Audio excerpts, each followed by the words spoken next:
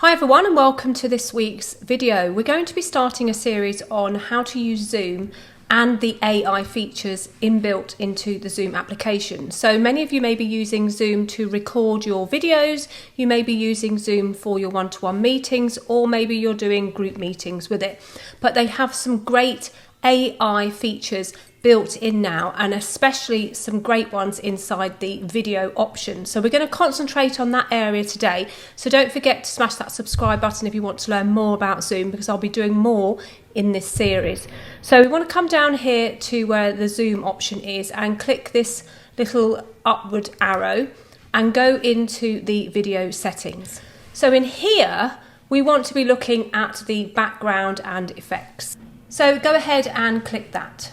So what we'll do first of all is we'll work through this menu here, and I'll just go through what you can do to enhance your video whilst you are using Zoom as a recording or video conferencing tool. So the first thing is, if you're using books or writing, then you want to make sure that this mirror my video is off, because what it does is it flips you onto the other side and it can actually reverse the writing.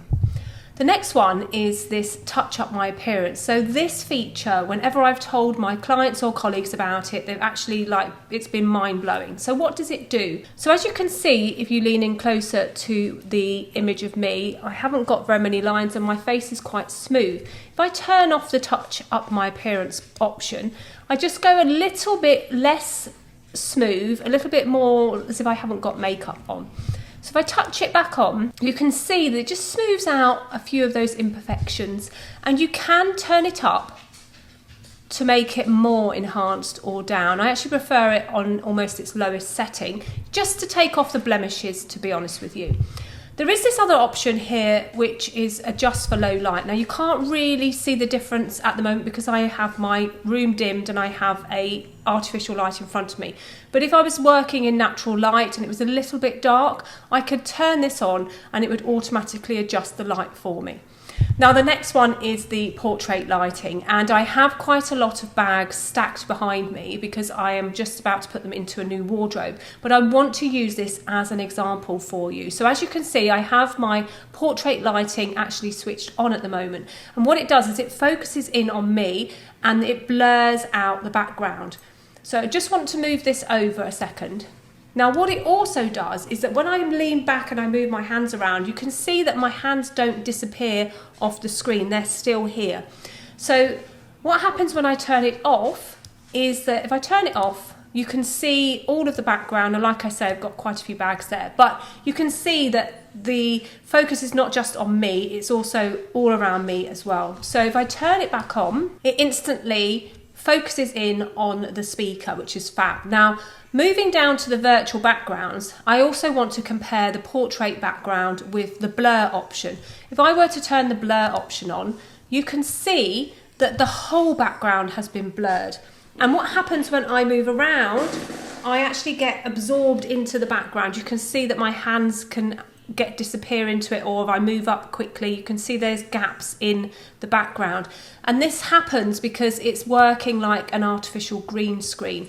So the portrait option is a much better option for this because you don't see that loss of integrity around my fingers and things. However, if you did want to use the background, you could do it so that you have some movement and some different pictures in the background. So as you can see here, I've got this bridge, and then I've got grass.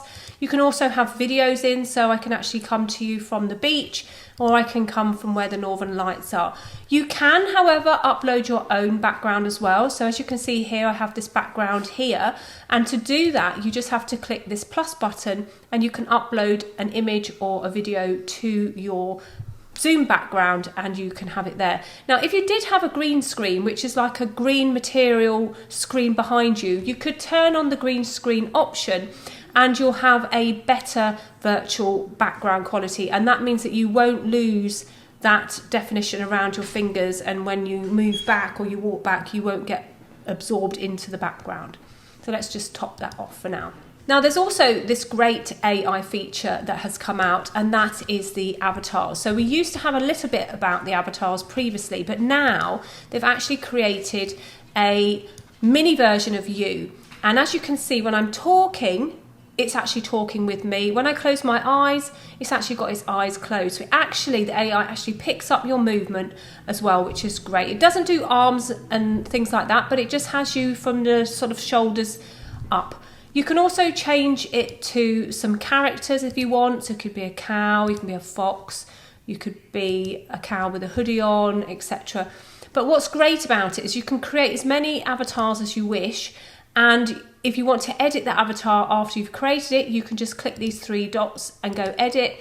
And here is where you can actually set your skin colour, your face shape, your hair colour, your eyes colour, eye colour, and then it goes all the way through to your mouth, your lip colour, your age, your facial hair, your body shape, glasses or your head covering, and your clothing. So it's absolutely amazing. You can make it as bespoke as you want to.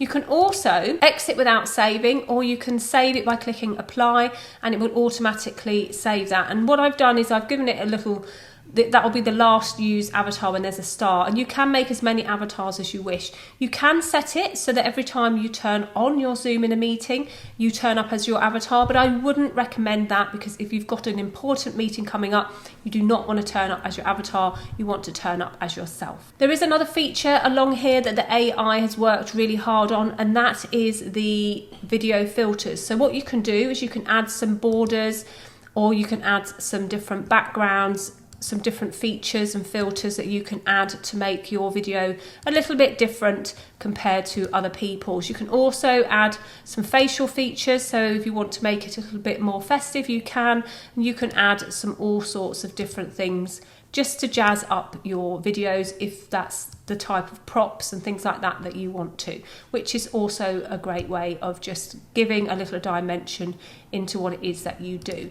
Now you can also apply these to future meetings, but I definitely highly recommend that you don't, because what will happen is that you'll come into the meeting, I'll suddenly find out that I've got this crown on and I want to remove it, and I won't remember how to do that, and then you'll be stuck with it throughout the meeting. So only apply these if you know that you can remember to turn them off.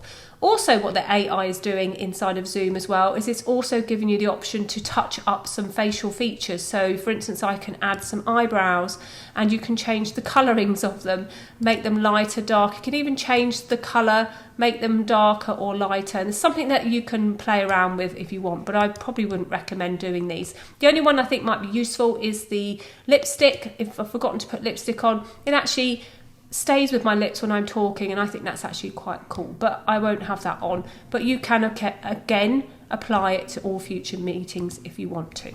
So those are the studio and video effects that I think are really great, and a great way of you enhancing your video using your Zoom recording app. So if any of these features that I've just mentioned to you have just blown your mind, then do let me know what they are in the comments below, especially that filter or the portrait option.